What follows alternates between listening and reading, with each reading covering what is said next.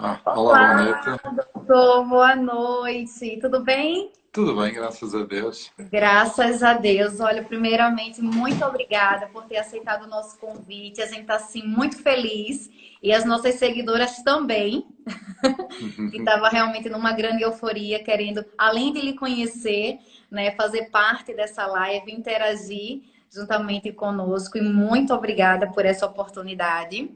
Ah, Pronto, doutor. Queria que, primeiramente, né, o senhor se apresentasse aí para as nossas seguidoras, falasse um pouco um pouco da sua trajetória profissional e para que a gente possa estar dando início às perguntas, né? Eu anotei aqui algumas dúvidas de algumas seguidoras que mandaram para a gente, algumas participantes.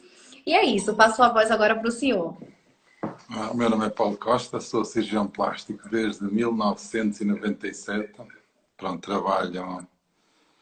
trabalho no Porto, no Hospital da Perlada. Já trabalhei em Braga, fiz estágios em França, Itália, Barcelona, Brasil. Tenho duas pós-graduações, uma em microcirurgia pela Universidade de Bordeaux, outra pela Universidade de Barcelona. Estive em Itália também. Pronto, basicamente é isto. Durante a formação nós vamos arranjando sítios onde vamos ver realmente as coisas que têm que nos possam dar mais alguma experiência. Uhum. E pronto, trabalhei durante 2 anos no IPO do Porto, durante o internato. Nestes últimos 20 anos tenho estado na Perlada em regime de exclusividade e pronto, é lá que exerço a minha atividade profissional. Certo, perfeito. No caso, o senhor atende só no Hospital da Prelada? Só no Hospital da Perlada. Dou muitas consultas pelo WhatsApp, porque é uma forma muito prática de nós comunicarmos com os doentes, até de fazer algum seguimento dentro do possível. Não é a solução ideal, mas operamos lá no hospital e eu opero também doentes de fora. E o WhatsApp permite-nos estar em contacto quase online com os doentes e acompanhar e resolver às vezes alguns problemas mais simples ou Uhum. então indicar uma solução. Portanto, e depois também atendo presencialmente lá no hospital, mas muitos doentes acabam por quase só os ver ou no dia ou na véspera da cirurgia, porque até por contingências. Pronto. Se combinamos tudo, o doente chega lá, eu faço a minha proposta, faço a minha avaliação, avançamos, tudo bem, não avançamos, amigos para sempre, não há custos para ninguém, portanto fica a coisa resolvida ali. Realmente, essas avaliações através do WhatsApp, né, têm ajudado muito as nossas participantes, elas têm esclarecido muitas dúvidas e elas retornam para o nosso projeto realmente muito satisfeitas e também já decididas, né, de com quem elas vão fazer, elas ficam realmente só aguardando a colocação. E em breve a gente vai estar aí no Porto, né, para Uhum. acompanhar a realização de umas participantes do projeto com você. E isso é muito gratificante, né? Obrigado. Então, doutor, hoje a gente vai estar falando sobre mastopexia, né? Com Uhum. prótese, sem prótese e também reconstrução mamária. A mastopexia gera muita dúvida nas mulheres, né? Até porque algumas têm receio, outras colocam em dúvida por causa do resultado da amiga, e nada melhor do que a gente esclarecer com o próprio cirurgião, né? Eu vou iniciar por uma dúvida minha, né? Tive Uhum. uma amiga que teve ela fez o procedimento, entretanto, eu fiquei receosa de perguntar. Assim, uma paciente, quando ela vai fazer uma mastopexia ou ela vai colocar o silicone e ela tem o bico do peito muito grande, tem Uhum. como fazer a redução do bico do peito, doutor? Tem formas de reduzir, quer em altura, quer mesmo na sua circunferência. Normalmente, nós não gostamos de fazer junto ou em associação com a colocação de próteses, porque existe um risco de contaminação da prótese. Pronto. Hum. Numa mastopexia, na maior parte das vezes não é inconveniente. Também é preciso ver quem é doente, se tem algum risco associado, se é fumadora. Para o cirurgião plástico, o tabaco é o grande inimigo, Uhum. porque acaba por prejudicar a cicatrização. Estou a tentar convencer que o meu filho não é de carne de Miguel. Tenho aqui um filho pequeninito.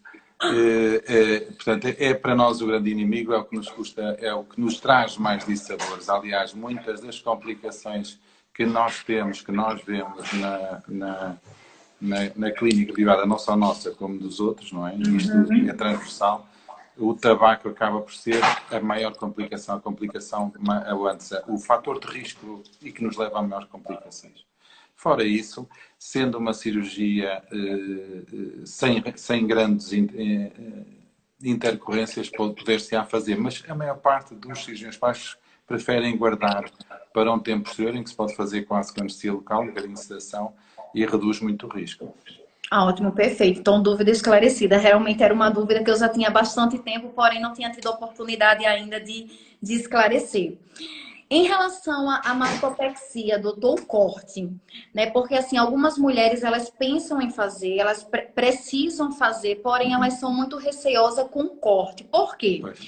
Porque muitas vezes, quando é feita a mastopexia, se não tiver o cuidado com o corte, né? Eu também é o que eu venho acompanhando, a mama ela fica quadrada. Então, sim, pronto, né? Já vi corte em L e já vi corte em T. Então, se eu poderia assim falar um pouco sobre esses cortes, também sobre o percentual de infecção, porque tem muitas meninas que vêm de longe, né? Vêm da Suíça, vêm da Itália, para poder operar aqui. E qual também o tempo que elas vão precisar passar aqui para depois voltar para o seu país? Pronto.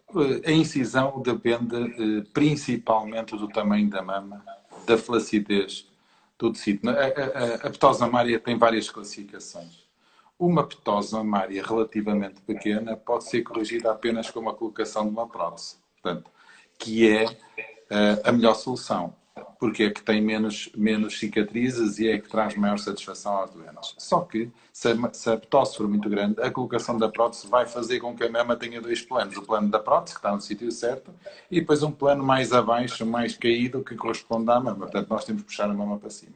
Dependendo do tipo de pele, da característica da mama, isso é que vai determinar a nossa incisão. Portanto, pode-se fazer periareolar, só que tem um defeito que acaba por alargar. Portanto, acabamos sempre por fazer confluir a circunferência exterior e interior com um corte vertical. Pronto. Nós, no nosso hospital, em L, poucos fazemos. Isso é uma técnica antiga, ainda se usa muito, mas é uma técnica que, ao nosso ver, e nós somos 10 cirurgiões plásticos, nós todos os dias de manhã encontramos e discutimos os casos mais importantes e poucos de nós fazemos o L por causa disso mesmo. Desequilibra e acaba por trazer alguma assimetria à mama. Esta é a nossa experiência. Não duvido que haja outros colegas que façam L e deem bons resultados. Só que, à nossa experiência, os resultados não são muito satisfatórios. Pronto. Nós pedimos ou a cicatriz vertical só, ou o T, e o T, quanto mais pequeno, melhor. Quanto mais pele tiver, maior tem que ser o T, não é? Se for uma senhora que tenha uma petose resultante de uma correção, que tenha feito uma correção de obesidade mórbida, é óbvio que esse T muitas vezes prolonga-se pela axila e às vezes até pelo braço, que faz o tratamento de todo o excesso cutâneo dos braços e da mama. Noutros casos, com petoses mais pequenas, até uma cicatriz vertical ou um T pequeno resolve. Agora, se não se fizer o T, há muita gente que não faz, pode nos obrigar a fazer uma segunda intervenção. E isso é que às vezes é um bocadinho mais desagradável para o doente. Mas tenta-se sempre, com a incisão mais pequena, obter melhor resultado. Só que muitas vezes, é o que eu lhe digo, depende do doente, do tipo de pele, do tipo de mama. Até porque, pronto, né? Não é a intenção da paciente ela ter que voltar para fazer reparo, né? Então, é melhor fazer um corte, mesmo que ele seja maior, até porque existe a cicatriz, ela passa por várias etapas. Então, existe também a área da estética, que pode estar amenizando também a aparência da cicatriz, né? Também já vi cirurgias em L, em corte L, e também percebi que vai depender muito realmente da mama. Então, quando a gente passa a ver vários tipos de cirurgia, a gente começa realmente a perceber a diferença, né, entre um corte e outro. E, doutor, quanto tempo uma paciente que vem, por exemplo, da Itália para cá, para Portugal, fazer o procedimento, quanto tempo ela precisa passar aqui? Pronto. Isto, hoje em dia, estamos a falar em tempos diferentes por causa desta É história da isso, Covid. é verdade. Normalmente, o que é que nós combinamos? O que é que eu combino com os doentes? Se for só uma mastopexia, elas vêm cá, ficam uma semana, voltam depois para a seu local de origem e hoje em dia com estes voos low cost, às vezes combinamos, eu tenho aqui um problema, gostava de ir cá. Vêm de manhã, vão ao fim do dia. Outras doentes marcam logo voos para vir ao fim de uma semana, ao fim de 15 dias, ao fim de um mês. Vão vendo os voos, a disponibilidade dos voos e os preços e depois vêm vindo. Às vezes cai ao fim de semana, mas normalmente não há problema. Portanto, no fundo, quando uma pessoa vai programar a cirurgia, tem que arranjar uma forma de estar disponível e poder responder a qualquer problema que a doente tenha nesse intervalo. Hoje em dia, é o que eu lhe digo, com os voos low cost, se for programado com um mês de antecedência, não tem havido problemas e tem-se conseguido ter bons resultados. Eu digo isto, mas também digo em relação aos meus colegas, também isto é um procedimento que todos nós fazemos no nosso hospital e que nos tem dado, claro que a nossa experiência, a vantagem de sermos muitos é essa mesmo, é que nós vamos tateando e vamos mais ou menos harmonizando procedimentos e harmonizando também seguimento dos doentes. Até porque a vinda é muito boa, porque você vai operar, mas também a volta depende muito da cicatrização, né, doutor? Principalmente onde é o T, onde fica o T, porque quando se romper um pontozinho, acaba que demora mais na cicatrização e os cuidados precisam ser acompanhados de perto, né? Isso. Não há muito problema em relação a isso. O T, Aham. as pessoas assustam sempre. Aquilo tem a ver muitas vezes às vezes uma esterilização de um ponto, etc. E é o ponto de maior tensão. Isso Entendi. acontece e as pessoas normalmente nós damos indicações e resolvem sem problemas. É lógico, lá está mais um caso. Se for fumadora, corre mais riscos, como nas barrigas, mas acontece com alguma frequência no T. Todas as cirurgias que obrigam a uma interseção de cicatrizes, normalmente pode ocorrer esse risco. Normalmente não. Ocorre com mais frequência. Não é frequente, mas ocorre com mais frequência. Mas depois cicatriza sem problemas. Ah, perfeito. E o prazo para voltar a trabalhar? Porque a gente sabe que muitas mulheres aqui trabalham ou na área da limpeza, ou na área da estética. Então, isso é uma preocupação muito grande no período que elas vão voltar a trabalhar. Né? Quanto tempo mais ou menos de recuperação? Pronto. Depende. Eu já coloquei próteses, esta não me esqueço, que coloquei umas próteses na quinta-feira antes da Páscoa e a doente no sábado, portanto 2 dias depois estava a servir à mesa. E aquilo correu maravilhosamente. Até ao sábado seguinte, na semana a seguir, em que resolveu fazer a limpeza à casa e deu cabo de tudo, teve que ir ao hospital, levar umas injeções por causa de dores musculares, porque eu coloco sempre as próteses num dual plane e aquilo há mais dor, embora eu goste muito mais de resultados, tenho que reconhecer que dói mais um bocado. Tem significativamente mais dolorosa. E há outros fatores, por exemplo. Eu sei que se for uma senhora que já tenha tido filhos, vai ter menos queixas do que uma pessoa que nunca tenha tido. É engraçado. Então É quem verdade. coloca prótese e não teve filho sente mais dor do que quem já teve. Então, pronto, Tem a não vou ter tanta dor.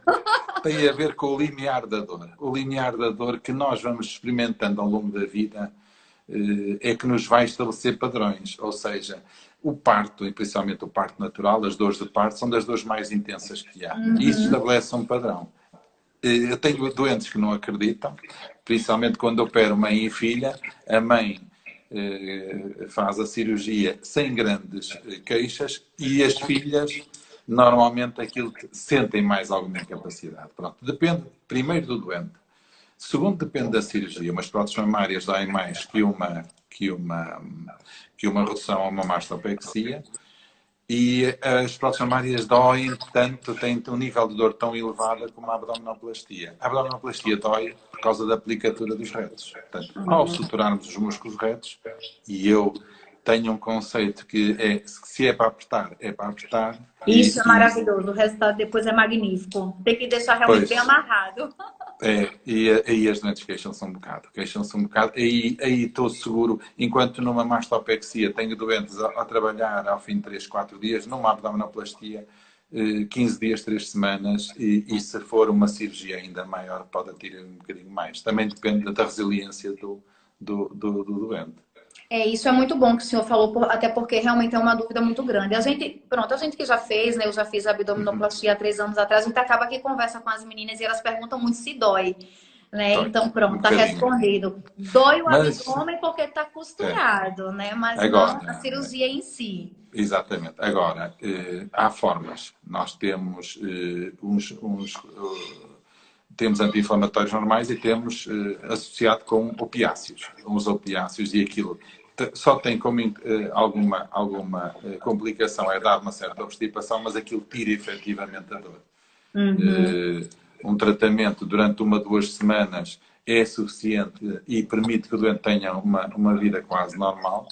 E o nível de dor nós temos que avaliar na altura. Cada vez mais eu faço um ciclo curto com alguns opiáceos e realmente aquilo é confortável, é muito confortável. Realmente, eu tenho acompanhado alguns trabalhos do senhor e realmente são trabalhos magníficos. Parabéns. A barriga Ai, obrigado. realmente do jeito que a gente, mulher, né, sonha, extremamente chapada, né? E pronto. Assim, um dos motivos da gente também ter lhe convidado para nossa live é porque a gente não vê muito os resultados, mas os Não. resultados que nós vemos são encantador. Né, e disse, olha, então vamos falar com o doutor Paulo para que ele possa estar conversando diretamente com vocês. O Doutor, resultado, mas deixe-me só acabar, o resultado também depende muito do doente. é verdade. Portanto, se nós tenho a certeza que todos os meus colegas têm trabalhos iguais aos meus e se calhar até melhores e também terão piores, porque todos nós temos bons casos e maus casos. Sim. Um doente que não se prepara para a cirurgia, portanto não faz o seu cuidado alimentar, não faz o seu exercício físico, não reduz o peso, não se prepara para a cirurgia, não vai ter necessariamente o mesmo resultado que uma pessoa que tem esses cuidados. Pronto. Quanto mais quem se convence que depois de ser operado vai emagrecer, não é um princípio que seja muito correto, porque depois de operar, se emagrecer, vai ficar com pele a mais. Fica. E as pessoas ficam descontentes. Portanto, eu chamo muito a atenção que depois de serem operados não podem perder peso, porque senão vão ficar descontentes. Portanto, é emagrecer o possível antes. Nós na cirurgia tiramos a pele possível, e aspiramos o possível, só que se o doente perder 10 quilos a seguir, fatal como o destino, vai ficar descontente. Portanto, no fundo, eu diria que a cirurgia plástica é uma parceria com o doente, em que o doente tem um papel tão importante como o médico, quer no tratamento da cicatriz, quer usando a cinta, quer tendo cuidado com a sua alimentação no pré e no pós-operatório. Nós temos casos engraçados, que isto levaria uma conversa constante. No fundo, é ter esta ideia, que isto é uma parceria e que quem se prepara e que tem cuidados vai ter um bom resultado. Quem não se prepara e não tem cuidados pré e pós-operatórios, normalmente vai ter um resultado subótimo. São resultados bons, mas quando olham para a doente do lado, dizem assim, você está melhor que eu. E é essa a diferença que nós temos que chamar a atenção do doente, porque isto é uma parceria, percebe?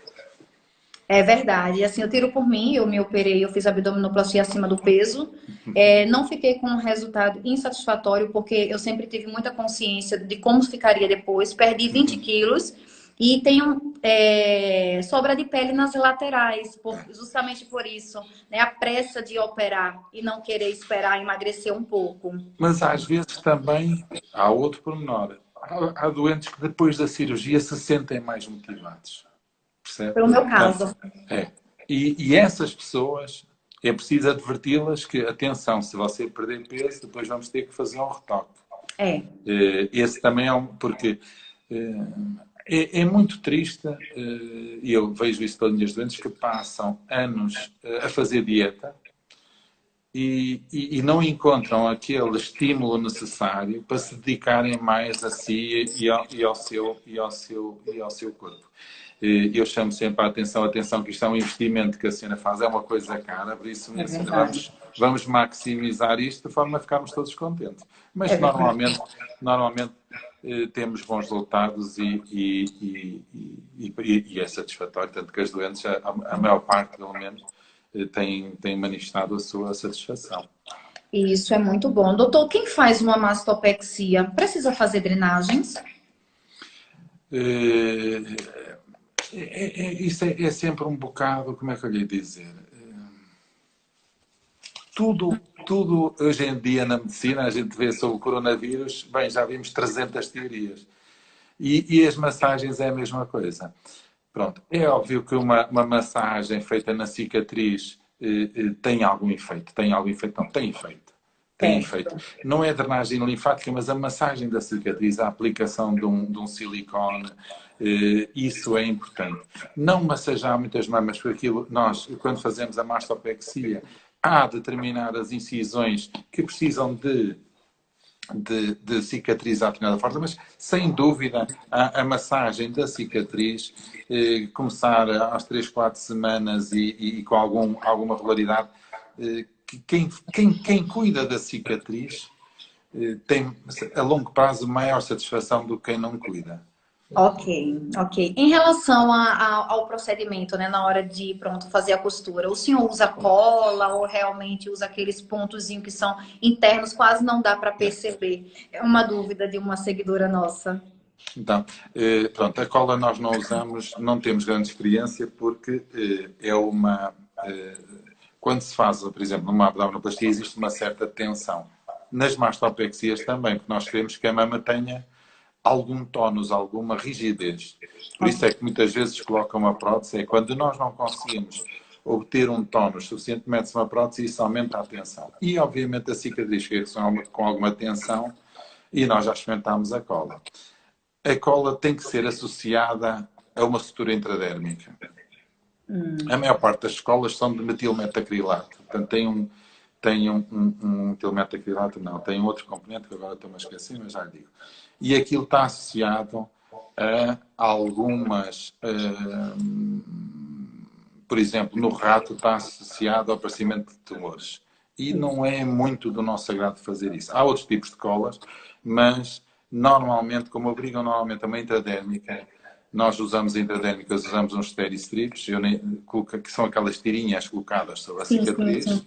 No dia a seguir eu aplico os steri-strips e aquilo às vezes dura um mês e é de longe mais resistente do que uma cola. Ok.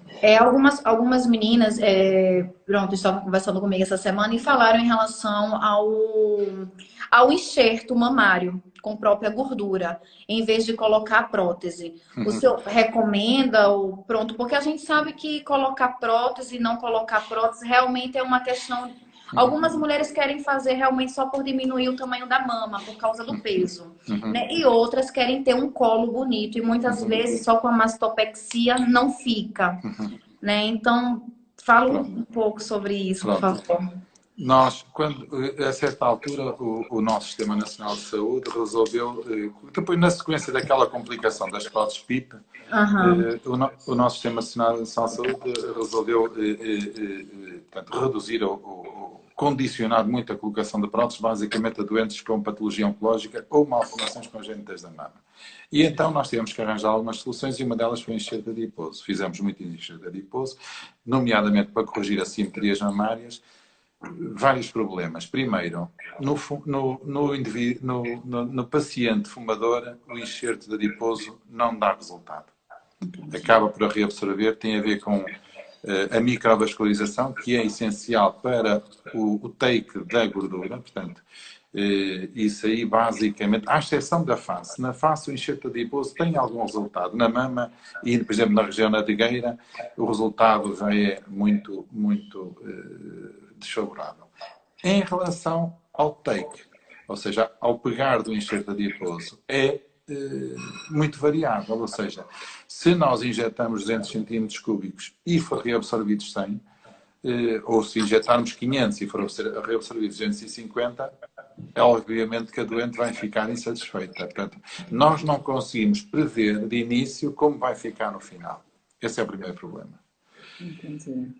além do enxerto adiposo. E depois temos a assimetria, ou seja, pode pegar mais numa mama do que noutra, mais num campo do que noutro. Portanto, não se consegue harmonizar. Com as próteses mamárias, independentemente de todos os problemas que elas têm, porque existem complicações em todas as cirurgias, a prótese mamária, eu ponho 250, ficam 250, eu ponho 500, ficam 500. Portanto, não há variabilidade em relação ao resultado final. Ou seja, eu ponho a prótese e ela ficou ali e resolveu o problema.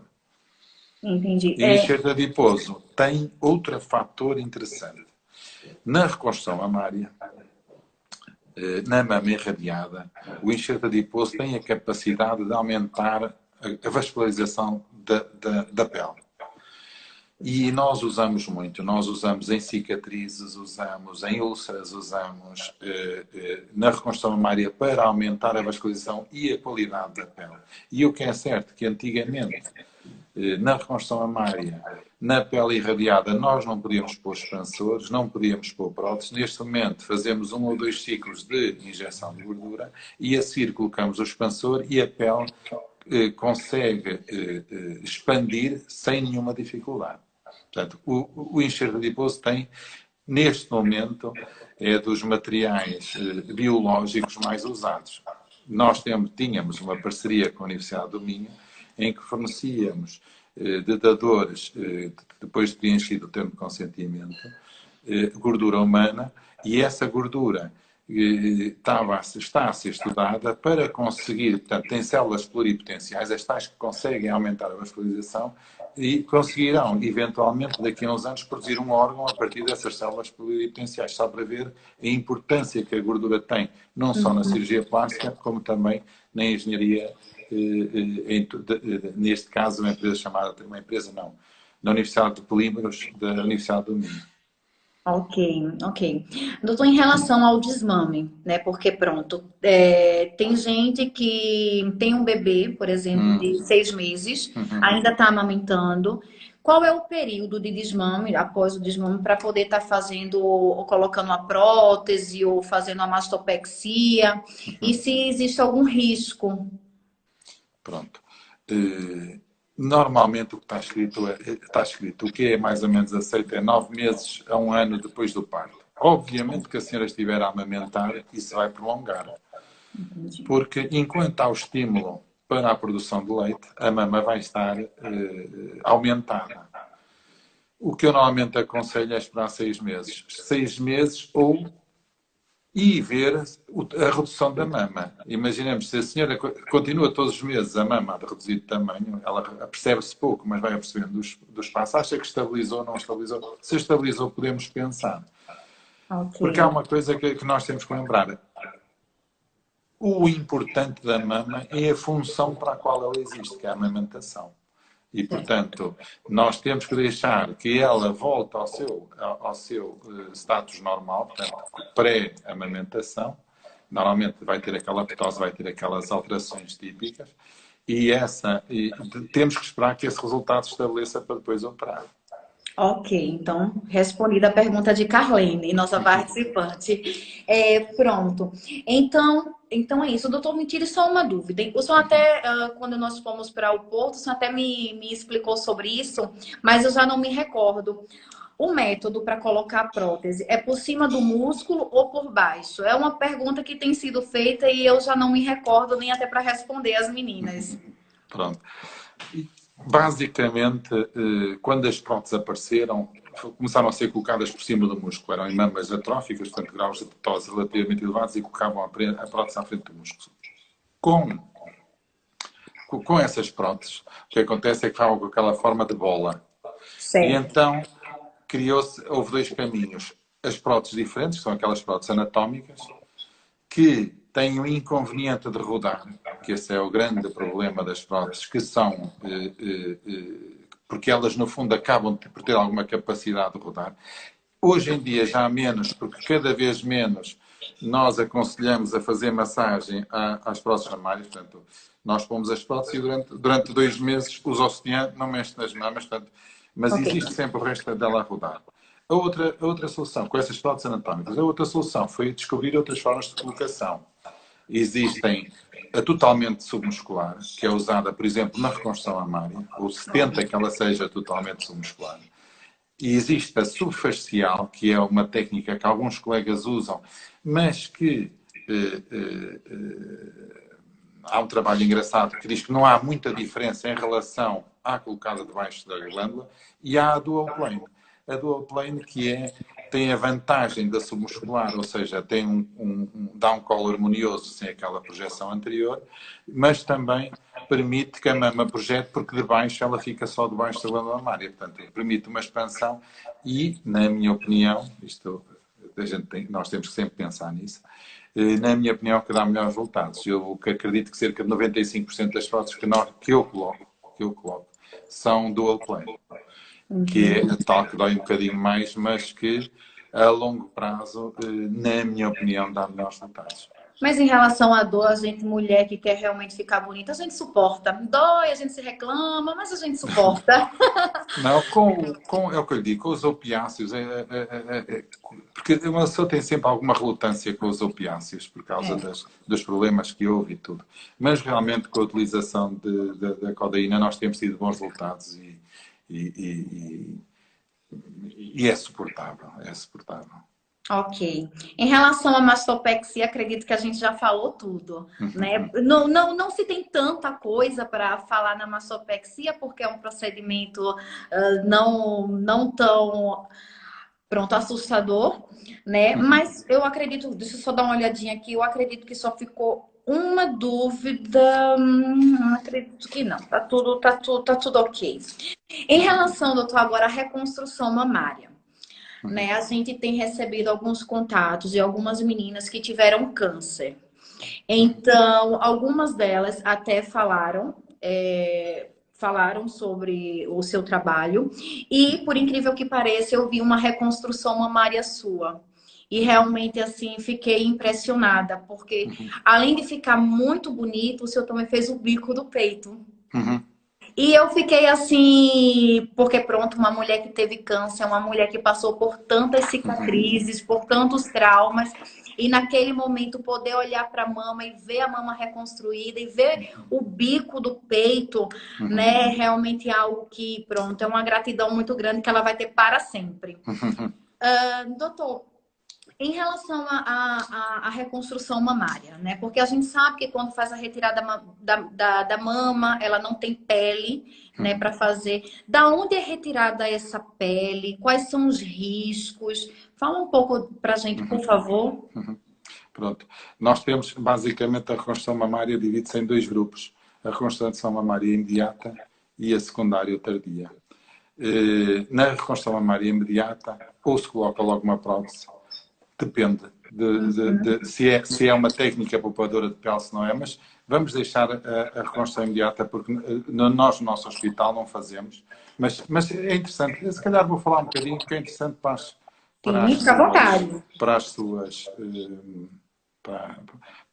espectadoras que estão consigo. Pronto.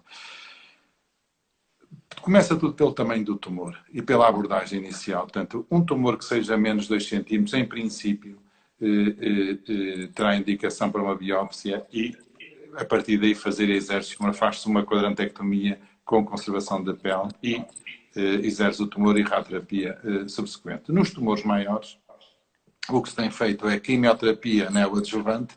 Normalmente, isto é simplificando muita coisa. A quimioterapia neoadjuvante, diminuir o tumor e tentar que, na mesma, a mastectomia e radioterapia subsequente. Em algumas situações, decide-se fazer a mastectomia total. Pronto. E nesses casos, há duas hipóteses. Ou se colocam uma prótese, e nesse caso, como se tirou a pele, e como muitas vezes é necessário colocar uma matriz dérmica, ou então vai-se buscar um retalho livre, um retalho à distância, que pode ser livre ou pediculado. Vai-se buscar a barriga, passa-se por baixo do corpo e vai aparecer na mama e tapa-se o buraco, ou então vai-se à face interna da coxa, vai-se às costas, também se pode fazer pediculado ou não pediculado, vai-se ao abdômen, também pode ser pediculado ou não pediculado, e preenche-se ali o defeito. Pronto. No tardio, muitas vezes, e também no primário, pode-se usar expansores. Se a pele não for suficiente, o que é que nós fazemos? Colocamos um balão vazio, vamos insuflando até termos a pele para depois colocarmos uma prótese mamária. Nas doentes irradiadas, como já falei, tem que passar pelo ciclo pelo ciclo da injeção de gordura para se conseguir depois colocar um expansor. Isso também depende muito da doente, se a doente tem barriga a mais, se a doente fuma, se tem fatores de risco. Portanto, tudo isto tem dezenas ou centenas de variáveis que tem que se pensar e a decisão nunca é de um médico, a decisão é sempre de um grupo de médicos que assessora e aconselha a doente na decisão a tomar. Portanto, no fundo, ou se usa a pele expandida ou vai-se buscar a pele à distância ou nas escanias. Para nós, para mim, damos muita importância à mama contralateral. A mama contralateral, na maior parte das doentes, que cada vez o cancro de mama aparece mais cedo, em algumas doentes e a pedido, já fazemos a mastectomia e a reconstrução imediata. Portanto, tentamos quase em paralelo, conseguir que a doente faça a resolução dos dois problemas. Isto nas doentes que estejam interessadas ou que tenham risco de cancro familiar ou até mesmo uma patologia chamada cancerofobia, porque uma rapariga que tem um cancro de mama aos 30 e tal anos vai viver sempre com algum stress em relação à outra mama. Portanto, aí também nós damos muita importância. Em relação ao mamilo, nós todos fazemos o mamilo porque, pronto, tentamos fazer um mamilo. Não é? O termo reconstrução mamária é um termo dúbio, porque no fundo nós não fazemos reconstrução mamária, porque senão tínhamos aquilo que tinha que produzir leite. Nós arranjamos um volume, e é isso que as pessoas têm que saber, arranjamos um volume para que a doente consiga ir à praia, ir à piscina, sem ter que andar a esconder e andar a pôr próteses externas. Portanto, é por uma questão de conforto. Portanto, a simetria absoluta é difícil de conseguir, mas nós tentamos sempre. Por isso é que a reconstrução mamária tem múltiplos procedimentos, depende também da exigência do doente e do médico. Uma pessoa tenta sempre que a reconstrução fique o mais parecida possível, de forma a que a doente consiga ter uma maior confiança na sua vida íntima e também na sua vida social, na praia e por aí fora. Entendi. E, doutor, existe assim uma probabilidade de risco de rejeição maior do que quem faz coloca o silicone ou faz uma mastopexia sem ter tido câncer? Pronto. O silicone é um corpo estranho. Isto que eu vou dizer é um bocadinho, como é que eu lhe dizer, questionável, mas eu acredito nisto. Quem pôs umas próteses mamárias, porquê é que as próteses esterilizam? Esterilizam porque infectam. Houve um seroma. A rejeição não existe, porque aquilo é um corpo inerte. Pronto. Portanto, quando uma prótese sai, é porque houve uma infecção ou que pode ter sido na altura da colocação da prótese, como pode ter sido com uma contaminação. Entendi. Eu aconselho as minhas doentes, quando vão ao dentista, quando vão fazer uma cirurgia infectada, a dizerem ao médico que têm os implantes mamários e fazerem um curso pequeno de antibiótico. Se calhar não tem lógica. Mas somos muitos a dizer isso. E quando somos muitos a dizer isso é porque há algum racional. E tenho encontrado associação de seromas mamários e encapsulamentos mamários associados a procedimentos dentários. Nomeadamente extrações, implantes. Portanto, se fizer como se faz com o pacemaker e com outros dispositivos internos, portanto, resolve-se o problema, reduz-se o risco e normalmente não há problema. Muito bom saber disso. Realmente, pronto, é uma informação que pronto, né? A gente realmente só sabe quando está por dentro realmente dessa questão e pronto. Eu que futuramente quero colocar, a Rizane também que quer colocar. Então é muito bom a gente saber, até porque a gente passa essa informação para as demais meninas, né, que nos acompanham. Em relação ao corte, doutor, porque assim, algumas mulheres têm um sério problema com o corte. Algumas em relação à autoestima, porque acha que os cortes são absurdos. E para uma mulher que teve cancro, né, que vai fazer a reconstrução mamária, então assim, ela vai retirar a pele de um lugar para poder fazer a reconstrução. Então, ela fica com vários cortes. Então, assim, o tamanho do corte onde vai ser retirada a pele É grande, é visível, tem como retirar de algum lugar que fique distante dos olhos dela? Depende. Lá vemos sempre, Depende. vemos sempre a mesma. Depende do tamanho É aquela situação. da reconstrução. Eh, Cada vez mais nós apostamos na reconstrução com expansor e prótese. A vantagem do expansor e prótese é o que nós falámos anteriormente, é o facto Sim. de ficarmos com uma cicatriz pré-existente, ou seja, não precisamos de aumentar nem reduzir, portanto é aquela cicatriz, nós metemos ali a prótese, expansor. A gordura permitiu-nos usar cada vez mais próteses, só que as próteses também não são isentas de risco, nomeadamente na reconstrução mamária. Existe encapsulamento, existe tudo. Usamos, pelo menos nós, em relação ao nosso hospital, posso dizer que, geralmente, no nosso hospital, é essa a reconstrução que nós fazemos. Exceto nos casos em que nós possamos resolver dois problemas que a doente tem. Por exemplo, se for uma doente que tem uma barriga pendente, que tem um abdômen flácido, e nós podemos resolver dois problemas, fazemos uma cicatriz semelhante a uma abdominoplastia, e Boa. colocamos fazemos a reconstrução mamária. É uma cirurgia maior, mas normalmente é o que nós propomos isso aos doentes e é o que os doentes aceitam. Porque, agora, pegar numa doente, por exemplo, nós temos alguma aversão a algumas soluções, por exemplo, um retalho grande dorsal. O retalho grande dorsal vai-nos provocar mais uma cicatriz nas costas, e em alguns casos vai haver afetação do membro superior ao qual o músculo que foi retirado. Portanto, o grande dorsal é retirado de um braço, e esse braço, que já tem muitas vezes sequelas da radioterapia, vai associar mais esse problema. Portanto, cada vez mais tentamos resolver com as próteses, com os expansores e próteses, e usamos muito o abdômen no caso da doente ter algum excesso de pele no abdômen. Retalhos livres. Nós não fazemos. Não fazemos porque temos tido bons resultados com estas duas técnicas, e isto em termos de cirurgia, depois de uma pessoa embarcar numa direção, começar a ter resultados e começar também a ver que os nossos pares também nos estão a acompanhar, nós podemos ter a ideia e quase a certeza que estamos aí pelo bom caminho. Obviamente que há colegas que o grande dorsal têm bons resultados e vão por aí, se bem que eu tenho algumas dificuldades em pôr mais um problema à doente, que é o caso da dificuldade do membro superior. Entendi. Tem uma seguidora que colocou aqui em relação a queloide. É normal ter queloide na mama ou realmente assim é muito relativo? E qual é o procedimento, né, que é utilizado em caso de queloide?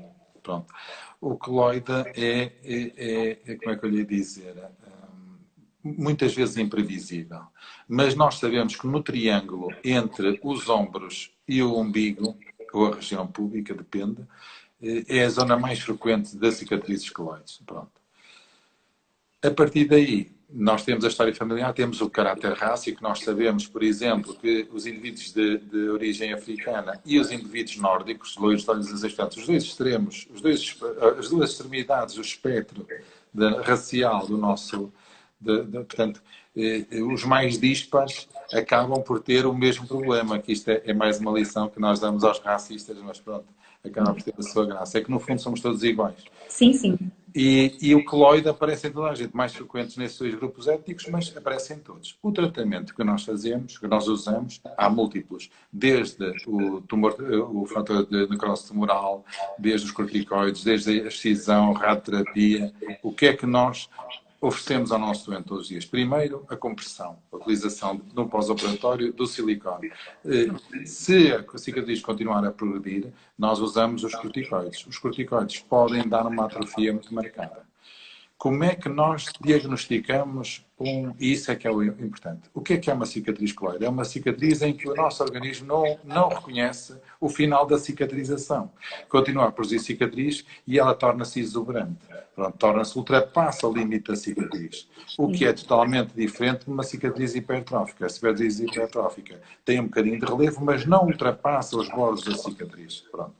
Ok. Na cicatriz hipertrófica, o silicone, quer em gel, quer em placa, consegue resolver aquilo. No queloide, não. No queloide, ou se tira e faz radioterapia, ou se tira e usa-se injeção intradérmica de corticoide. O que nós usamos, basicamente, posso dizer que a grande maioria é a infiltração de corticoide.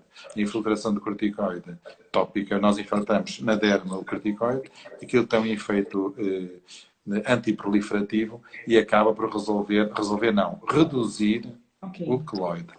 Então, quer dizer que as mulheres que já têm um histórico de queloide, elas podem também fazer algum tratamento antes para evitar ou realmente só tem como saber se vai depois?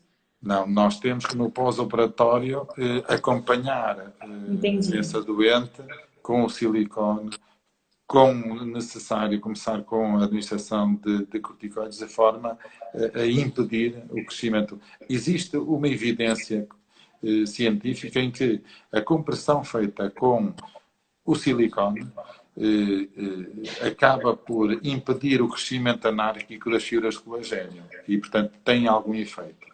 Certo. Doutor, só respondendo assim, fazendo a pergunta de Risane, ela colocou aqui, porque o senhor falou sobre encapsulamento, né, em relação a alguns procedimentos dentários que causaria. O que é que verdadeiramente causa um encapsulamento? Pronto. Aí há outro problema. Há uns tempos tive que fazer um trabalho e em 2 anos encontrei 200 artigos só sobre encapsulamento numa revista da nossa especialidade. Ok. Ninguém sabe. O encapsulamento será uma reação do nosso organismo como se fosse um abscesso. Portanto, o que é que existirá na prótese para provocar o encapsulamento? Provavelmente uma contaminação. Provavelmente a relação do corpo estranho. Portanto, existem tantos fatores desconhecidos, mas o principal será a contaminação da prótese. Por isso é que normalmente há quem dê antibiótico, há quem faça a lavagem da prótese com betadina, há quem não faça, há quem injete antibiótico na loca. Portanto, existem muitas formas de tentar impedir o encapsulamento, mas acredito também que existem e há outras verdades, que é a colocação da prótese debaixo do músculo tem menos risco de encapsulamento que por cima. Sabemos que os fumadores têm maior risco de encapsulamento. Portanto, existe um grupo de fatores de risco que se vai associando e provavelmente esse será o que irá determinar isso. Eu acredito na história dos tratamentos dentários, acredito na história das infecções, acredito porque isto está associado a uma taxa elevada de encapsulamento. Agora, e o tratamento de encapsulamento? Certo. Aí é que começa o problema. Portanto, nós inicialmente existe alguma evidência científica nos inibidores dos leucotrienos, que é um medicamento que nós podemos dar. Há bons resultados com aquilo. Há 2 ou 3 medicamentos com resultado, mas a longo prazo aquilo pode resolver. Mas a maior parte dos doentes não vão resolver sem uma cirurgia. E a cirurgia é a retirada da cápsula e da prótese e a colocação de uma ou da mesma prótese, depende de como a prótese estiver. E nessa altura, nos doentes que tiverem encapsulamento, eu dou inibidores de leucotrienos. Informo o doente, olha, isto é um medicamento que é usado para a bronquite asmática, mas você toma isto, há alguma evidência, e existe evidência científica da redução de cápsula. Se, apesar de tudo, o doente volta a ter uma cápsula, então passamos por umas próteses especiais que são com um revestimento que impede ou reduz significativamente o aparecimento de cápsula. Não resolvendo, depois fica a critério do doente. Há doentes que conseguem viver com cápsula, há doentes que gostam mais da mama encapsulada, que é uma coisa Sério? engraçada. É porque fica uma mama dura, é uma mama que não Ah, mexe. mas Agora, se dói. dá, pode doer. O encapsulamento mamário pode doer. Entendi, ok, doutor. Então, assim, realmente uma grande aula, né? As meninas estão aqui comentando e realmente elas são bastante gratas. E uma pergunta que Outro, eu deixei. Pode falar, pode falar. deixe-me só. Temos outra coisa que é, hoje em dia, o linfoma de células gigantes. Não sei se já ouviram falar nisso. Há meia dúzia de anos que nós, seguindo as recomendações da Sociedade Americana de Cirurgia Plástica, estamos a aconselhar, a chamar a atenção dos doentes para um tipo de tumor associado à colocação de próteses mamárias. Ou seja, não se sabe bem quantos doentes são. Há uns que dizem que são muitos, outros que dizem que são poucos.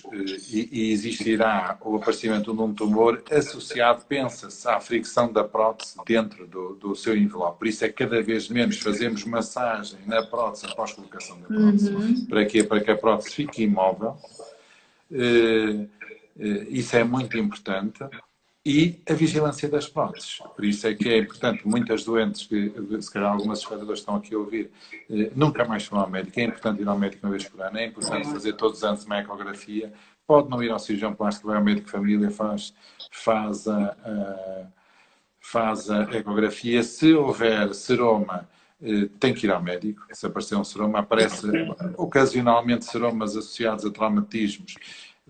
Se não desaparecer, tem que ir ao médico fazer uma ecografia. Portanto, o risco é baixíssimo, mas não é negligenciável. Ou seja, aquilo é uma solução que se cura, se for apanhada no início, mas se uma pessoa negligenciar aquilo, portanto, acredito que uma pessoa que faça uma ecografia 2 em 2 anos não tem problema, mas hoje em dia, com o aumento do cancro de mama, a ecografia não só é obrigatória em relação à vigilância da mama, mas também é essencial em relação à vigilância da prótese. Entendi. Tem uma. Ui, deixa eu só voltar aqui. Só voltar aqui, me atrapalhei aqui. Tem uma seguidora aqui que pediu para fazer uma pergunta. Pode sim, pode expor sua pergunta que o doutor responde. Doutor, deixei uma pergunta aqui para o final, enquanto a seguidora ela escreve a pergunta em relação à sensibilidade. Porque a gente sabe que quando mexe na mama, mesmo que seja para uma mastopexia ou para um silicone, algumas vezes mexe na areola. E também a prótese mexe com a sensibilidade. Algumas mulheres dizem que já nem sente mais a mama, já não sente mais... Pronto, o prazer em tocar no bico. Então, assim, eu gostaria que o senhor esclarecesse essas dúvidas, por favor. Pronto. A sensibilidade da mama vem de muitos pontos, não é? Normalmente será o L4, andará por aí, T4, que vem a sensibilidade T2 a T4. Pronto. Na minha experiência, o principal problema que temos é a hipersensibilidade. Acaba por ser o mais frequente. Haver diminuição da sensibilidade é transitória. A hipersensibilidade é de longe a mais frequente. Há doentes que eu até, em alguns casos, cheguei a prescrever algum, como é que eu ia dizer, algum analgésico tópico de forma, um anestésico tópico de forma a resolver aquilo. Resolve-se ao fim de 2, 3 meses. A diminuição de sensibilidade pode acontecer se a prótese for muito grande. Se a prótese for colocada por cima do músculo, pode ocorrer. Também é transitório. Que me lembro-me de uma doente há muitos anos que ficou com hipersensibilidade de um lado e de redução de sensibilidade do outro, mas aquilo acabou por ir ao sítio, mas que me lembra assim... É difícil uma pessoa, mas eu tenho quase certeza que anestesia não existe. Pode haver alguma simetria da sensibilidade, mas é muito raro, muito raro. Entendi, ok. Então, a seguidora, ela perguntou se existe como é que eu posso falar? Deixa eu só voltar aqui. Se existe um percentual de gordura limite a ser injetado no glúteo. Pronto. A injeção de gordura no glúteo é outro problema. É a cirurgia plástica, portanto, é a técnica cirúrgica que mata mais doentes nos Estados Unidos e na América do Sul. de tal forma que foi proibida na Inglaterra e foi proibida em muitos países europeus. Na Flórida também presumo que foi proibida. Porquê? A injeção de gordura dentro do músculo pode levar ao aparecimento, a entrada de gordura dentro da circulação e levar a um tromboembolismo pulmonar. Há um indivíduo no México, Cardenas, chamado Cardenas, que foi o primeiro a alertar para isso e tem um artigo, se eu não me engano, de 2000 e qualquer coisa, não consigo agora neste momento recordar, em que mostra a gordura dentro do coração, a gordura no fígado, a gordura nos pulmões, aquilo é uma coisa assustadora. Pronto. E então, as determinações da sociedade americana é a colocação de gordura apenas por cima do músculo. Ou seja, embora o músculo tenha 4 ou 5 centímetros de espessura, nós conseguimos colocar alguma gordura sem exagerar, sem correr riscos para o doente.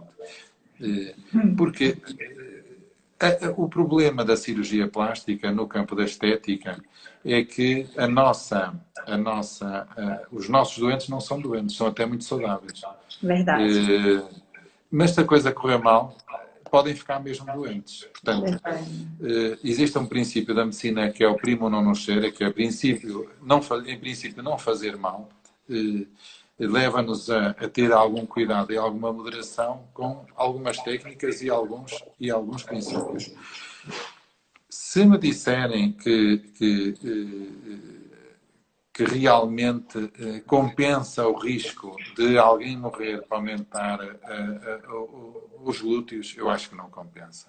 Agora, realmente, a infiltração de gordura na camada superficial supramuscular dá algum efeito e os doentes ficam satisfeitos. Agora, realmente, a injeção de gordura dentro dos glúteos, e há muitos médicos a fazer isto, e existe um colombiano chamado Ois, com excelentes resultados, que é um indivíduo que inovou muito na cirurgia plástica, e ele é um dos homens que se dedicou à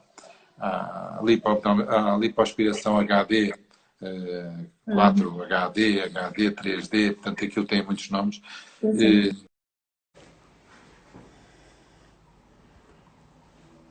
Só esperar um pouquinho.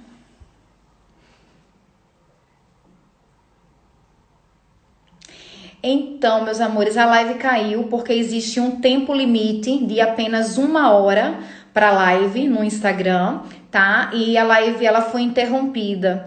Então, vou aguardar aqui um pouquinho para que pronto o doutor ele possa estar voltando para que a gente possa estar finalizando o esclarecimento, tá bem? Que ele estava informando. Espera só mais um pouquinho, tá? Eu realmente não... Eu sabia, né, que isso acontecia, mas não estava prestando atenção na cronometragem do Instagram. Vamos esperar só mais um pouquinho para o doutor ele aparecer aqui na live, tá? Vocês estão gostando, meninas? Tá sendo esclarecedor para vocês? Digam lá. A live é para vocês, as perguntas são para vocês, tá? Então digam lá o que é que vocês estão achando da live. Enquanto isso, vou esperar um pouquinho o doutor voltar. O doutor já está... ele não apareceu ainda para mim, Rizane falou aqui que o doutor já estava. Deixa ele... voltou. Deixa eu só chamar aqui o doutor. Só um minuto.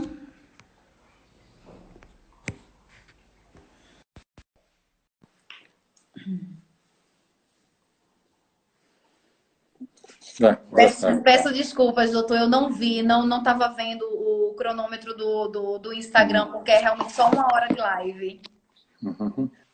Mas então, pode ir lá voltar a esclarecer o que o senhor estava falando.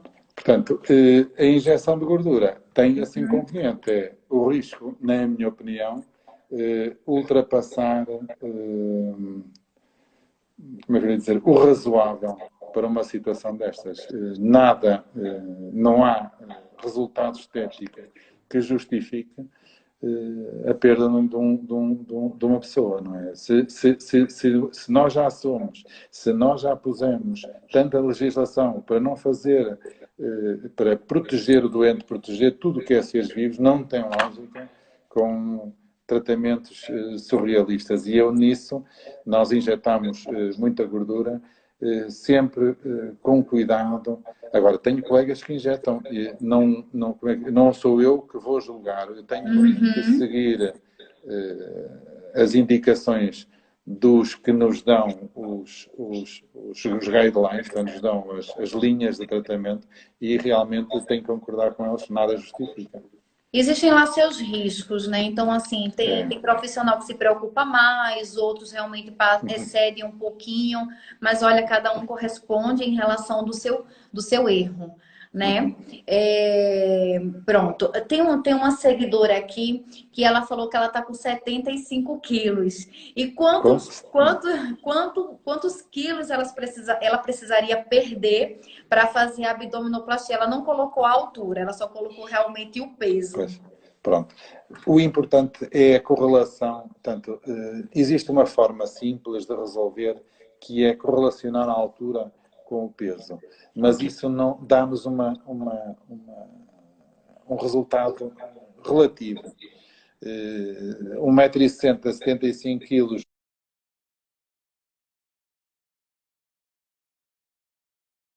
num bodybuilder é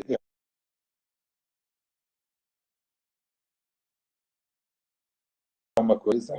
1,65 m e 70 kg num indivíduo até menos pode ter uma adiposidade abdominal.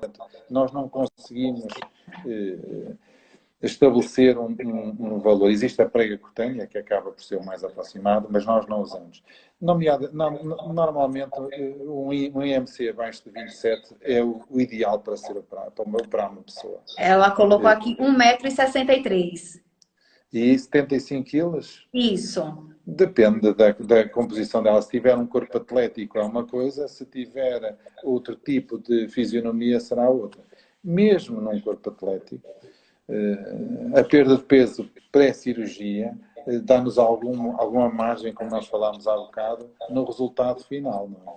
Agora, se essa senhora, o sonho dela é ter 60 quilos, lá está, pode funcionar como estímulo, mas tem que saber que depois vai precisar de fazer os seus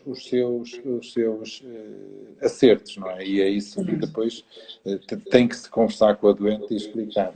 Está aqui uma senhora que diz 1,73 m, 72 kg. Até pode estar bem, é o que eu lhe digo. Tem aqui o meu Instagram agora. Eu vou tentar pôr no Instagram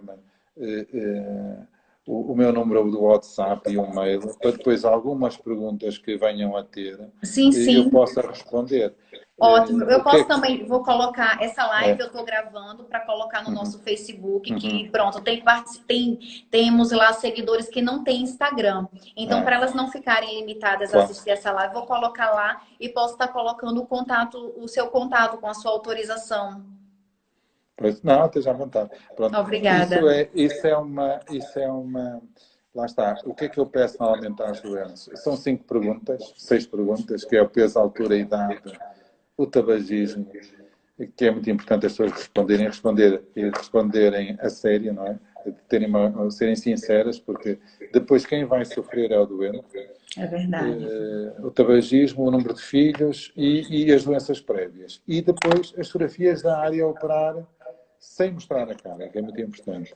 Porque a cara é uma forma de identificação e nós não podemos garantir que neste processo da internet que haja uma confidencialidade absoluta. Em princípio há, mas pode não haver. E é isso que eu peço, é sempre uma fotografia em que não se veja a cara e da área que as pessoas querem ver. Pronto. Ótimo. E aí uma pessoa consegue dar uma ideia aproximada do que fazer. É lógico que não pode ser uma coisa... Nada substitui o exame objetivo, nada substitui a conversa com o doente. Porque depois, dentro da cirurgia plástica, existem outros fatores importantes, existe a empatia, existe a forma como a doente responde ao tratamento, como nós percepcionamos a forma, quais são os objetivos que a doente tem com o tratamento. Por exemplo, a colocação de implantes mamários pode ir desde o simples sentir-se consigo bem até alguns objetivos irrealistas, o arranjar um marido ou conquistar um namorado, mas isso não é esse o objetivo. O objetivo de colocar umas próteses mamárias é aumentar o peito, ponto final. Sim, sim, E aumentar a confiança, mais nada. Mas nós temos que ver também a expectativa do doente. E isso, muitas vezes, nós não nos apercebemos, eu também por mim falo, e tenho outros colegas também, nós não nos apercebemos do problema da doente e depois acaba sempre em situações que são de evitar, não é? Sim, sim. Tem uma seguidora aqui que ela é sua paciente. Ela tá tão grata aqui, faz tempo que ela manda mensagem na live. Sou sua paciente que fez 4 em 1. Lembra de mim? A Lib. Eu acho que é Lib o nome dela. Não, eu sei quem é, sei, mas lá está. Um excelente doente. Se fosse hoje em dia, cada vez mais evito procedimentos muito longos. Nós já tivemos falado sobre isso. Às vezes uma pessoa... cada vez mais eu evito procedimentos muito extensos, porque nós sabemos que o 4 em 1 tem um problema de aumentar significativamente o tempo do bloco, aumenta os riscos para a doente e não compensa. Portanto, eu, neste momento faço 2, por exemplo, lipoaspiração, costas, etc. E faço abdominoplastia, mastopexia e abdominoplastia. Parecendo mais que isso, já acho que não compensa para o doente o sofrimento que vai ter e o risco que vai correr. Portanto, isto é uma das vantagens da idade. A idade não é só os cabelos brancos, os papos nos olhos, mas também é uma consciencialização das dificuldades ou das consequências que pode ter procedimentos muito extensos. Ok, entendi. Então, no caso, procedimentos mesmo, só 2. No caso, mama e abdômen, o abdômen e coxa, coisas do tipo, não mais que isso, certo? Depende. Eu tenho que ver uma doente de 60 anos, tenho aqui outra vez o meu pequenino a passear, uma doente de 60 anos que quer 2 procedimentos, em princípio não farei. Agora, uma senhora de 20, portanto, temos que analisar o doente pelo seu todo e não pelo tipo de cirurgia que nós queremos fazer. Entendi. Ok. Alguém tem mais alguma dúvida? As meninas estão aqui muito gratas e estão assim, pronto. Tem aqui uma. Quando volta às cirurgias? É realmente uma pergunta que tem sido feita. Nós neste momento, resolveu separar as cirurgias e isto tem uma certa justificação. Sim. Quando apareceu o coronavírus na China, uma das coisas que as pessoas se aperceberam foi que a quantidade de complicações sistémicas do doente, não é complicações do coração, são sistémicas do doente, aumentaram muito. E, posteriormente, foram analisar esses doentes e esses doentes realmente tinham infecção por coronavírus. Portanto, a primeira coisa que nós temos que pensar é o bem do doente.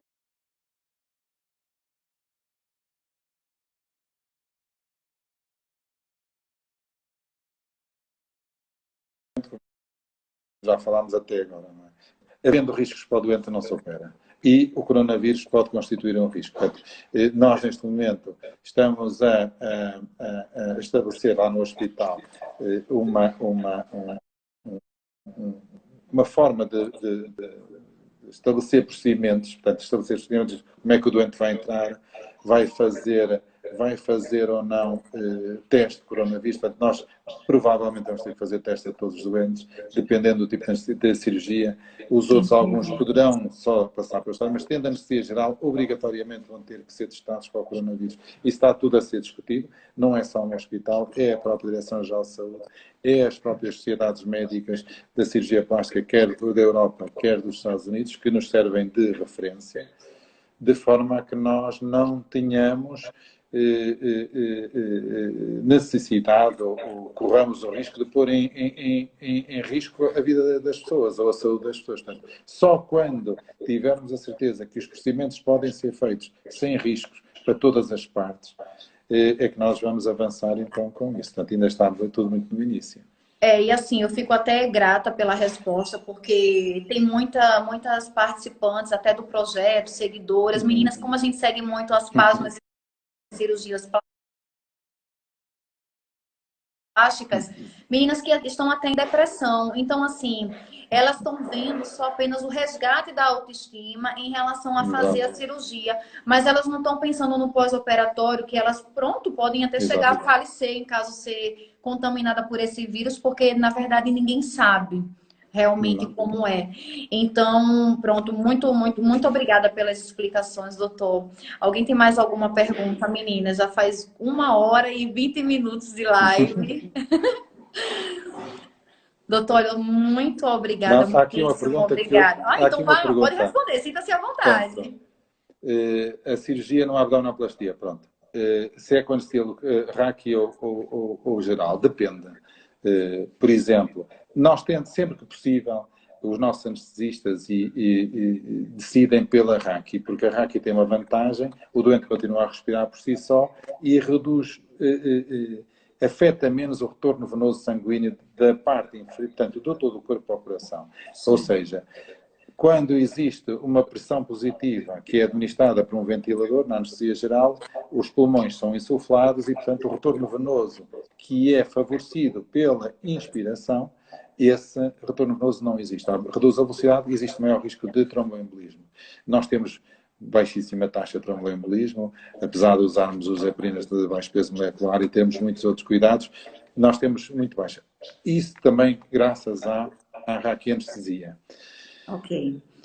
Em geral, faz-se nas situações em que, ou por haver um procedimento acessório, ou porque o anestesista achou que realmente naquela doente existe necessidade, ou por dificuldade de picagem, ou por até outras complicações, aí é que nós fazemos. Mas sempre que possível tentamos. Aliás, o nosso hospital é pioneiro não, mas foi, sim, até se pode dizer em Portugal, foi pioneiro das cirurgias das anestesias loco-regionais. Temos um corpo de anestesia muito treinado para isso.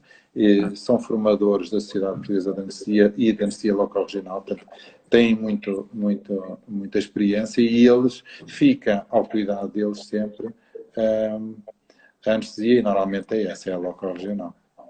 Entendi. Doutor, a Anne, que é participante do projeto, está perguntando, ela tem 50 anos e seria possível fazer uma cirurgia tripla. Eu não sei qual seria a terceira, sei que seria mama e abdômen. A terceira eu não sei qual é, mas ela está perguntando se seria possível. Depende, é o que eu digo. Tem que ver a doente, tem que ver o tipo de cirurgias, tem que ver a condição física da senhora, mas lá está. Aquele princípio que nós falámos anteriormente, primo não nascer, primeiro não fazer mal, e isso é que para nós é o mais importante. Ok, Anne, falar com o doutor no privado, tá? Mandar as fotos. Tem outra aqui. Quantas horas de cirurgia numa abdominoplastia, lipo e nos flancos? Pronto, isso é uma lipoabdominoplastia. Normalmente, isso depende também do doente, não é? Mas o máximo pode demorar 2 horas, 2h30, o máximo. Entendi, ótimo. Doutor, eu tenho uma... eu não sei se é uma dúvida, acho que é uma dúvida. Eu fiz, há 3 anos atrás, a minha abdominoplastia. Tive anestesia Raki. E eu senti muita dor de cabeça. Olha, foram 6 dias que eu pensei que ia chegar à loucura. E pensei até que iria morrer. Então, assim, hoje eu tenho vontade de fazer, além de colocar a prótese mamária, fazer uma lipo nas costas e fazer a correção dos lados. Mas eu tenho medo da anestesia. Pode ser uma anestesia geral? Porque eu tenho tanto medo da Raki. Não, para prótese nós fazemos só com anestesia geral. Para próteses mamárias fazemos só com anestesia geral. Nós temos uma experiência agora interessante. Nós, quer dizer, o serviço de anestesia, eu sincero, aquilo é um bloqueio de um gânglio qualquer. Nestes faleias pós-Raki, eles fazem uma técnica que é muito semelhante à colheita da amostra para a determinação, para o diagnóstico do coronavírus. Eles colocam os algodões no nariz, o que é sério, aquilo funciona. Pronto, isso tem a ver às vezes com a diminuição da pressão do líquido raquidiano, a ideia que eu tenho, não é? Eu não sou anestesista, mas a ideia que eu tenho. E isso trata-se com hidratação, anti-inflamatórios e cafeína. Pronto. Não funcionando, eles vão usar esse bloqueio de um gânglio qualquer, que eu sou sincero. Já devia saber, porque eles não é uma coisa que eles façam todos os dias. Portanto, se fosse uma coisa que fizesse todos os dias, aquilo é corrente, a gente nem se apercebia, mas não, aquilo é. Como felizmente existe poucos casos, a gente vê lá de vez em quando lá colocar aquilo e realmente aquilo funciona. Mas é uma das complicações da raquianestesia. Felizmente no nosso hospital não ocorre com muita frequência, mas ocorre. E que eles resolvem de uma forma relativamente rápida. Eu fiquei realmente com medo que tive essa dor de cabeça na laqueadura, mas realmente não se comparou à que eu tive após a cirurgia. Então, assim, me causou muito medo. Cheguei a ter queda de pressão, desmaios, e eu não conseguia de jeito nenhum sentar. Então, foram 9 dias deitada, porque era a única posição que eu conseguia abrir os olhos e me alimentar, né? Tem a Kellen aqui. Kellen, pode fazer sua pergunta, tá bem? Ela tá aqui. Eu também tenho medo. Pronto. Também ficou com as dores de cabeça, o soro e o café, pois. Basicamente é isso, é hidratar e usar um anti-inflamatório. E realmente resulta. A cafeína dá muito bons resultados. A Kellen está perguntando, posso ter um bom resultado na cirurgia dos seios sem prótese? Pronto, depende.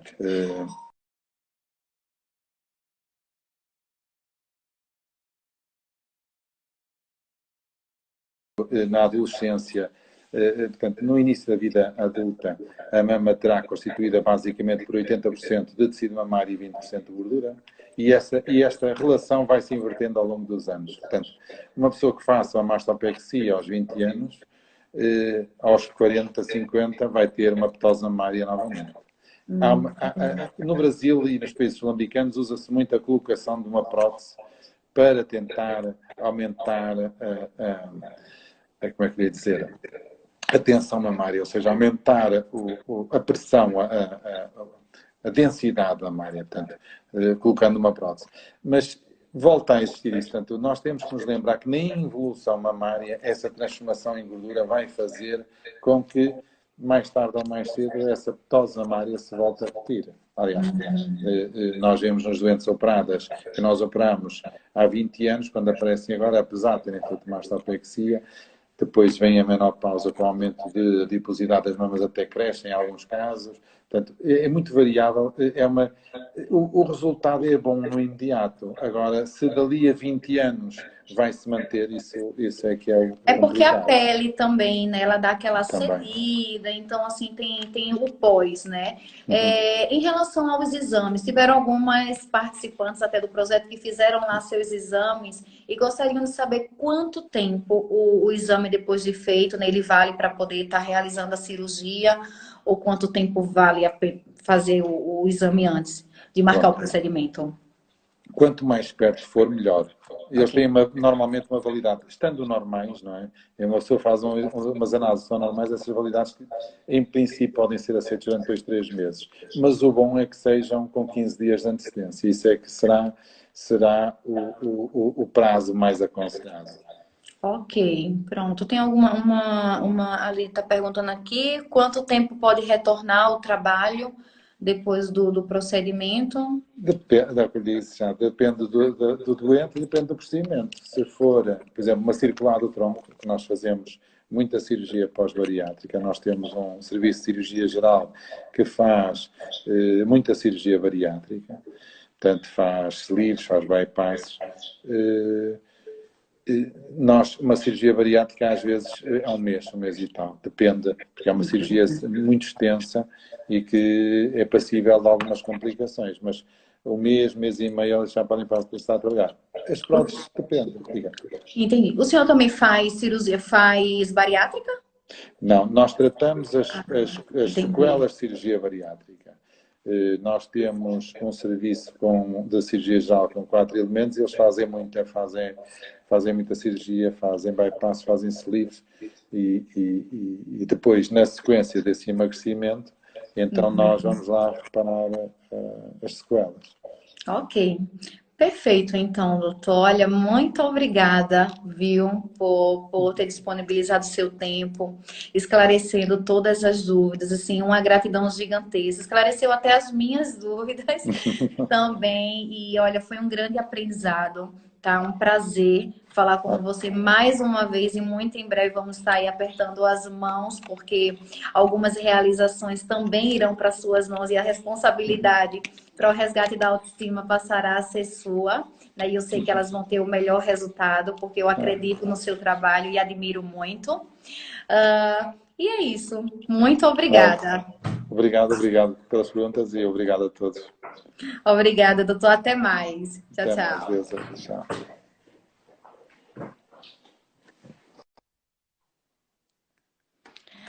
Então, meus amores, é isso, né? Obrigada a cada uma de vocês por terem acompanhado nossa live. Obrigada de todo o nosso coração. Vou estar colocando aqui no story, tá bem? O contato do doutor para quem deseja fazer aquela pré-avaliação, deseja mandar as fotos para ele, tá bem? Vou deixar aqui o telefone no story. Também vou colocar lá no Instagram. Alguém queira ver a live, não conseguiu porque não tem Instagram, vou estar postando lá no Facebook, tá certo? E é isso. Um grande beijo para todas vocês. Espero que vocês tenham gostado dessa live. E quinta-feira tem live com o Dr. Paulo Roberto Botica. Quem vai estar acompanhando essa live é Rizane Freitas, né? Então, não perde, tá bem? Já coloca lá o relógio, já coloca lá o despertador. E quinta-feira tem live com o Dr. Paulo Roberto Botica, onde ele vai estar falando de harmonização corporal. Então, olha, quer ter as curvas perfeitas? Aguarda que quinta-feira vai ter lá esclarecimento de dúvidas para você, tá? Um grande beijo, meu amor. Vai ser às 9 horas, tá bem? Acredito que vai ser às 9 horas, mas amanhã eu já vou estar colocando o novo post da nova live de quinta-feira. Vou só confirmar com Rizane, tá bem? Mande suas perguntas, coloquem lá no story também, porque muitas vezes a gente já tendo as perguntas de vocês anotadinha, para a gente é até melhor, porque a gente já vai entrando no conteúdo, esclarecendo as perguntas, e não dá para acompanhar no histórico das mensagens no momento da live. Então, manda as perguntas, tá bem? Para mim e para a Rizane, tá certo? Para que a gente possa estar na quinta-feira, a Rizane está confirmando aqui às 9 horas da noite com o Dr. Paulo Roberto Botica. Tá bem, meus amores? Então, uma excelente noite para vocês. Fiquem na paz, durmam com os anjos e que Papai do Céu possa estar abençoando a vida de cada uma de vocês, a vida de cada uma de nós. Tá? Um grande beijo e até amanhã.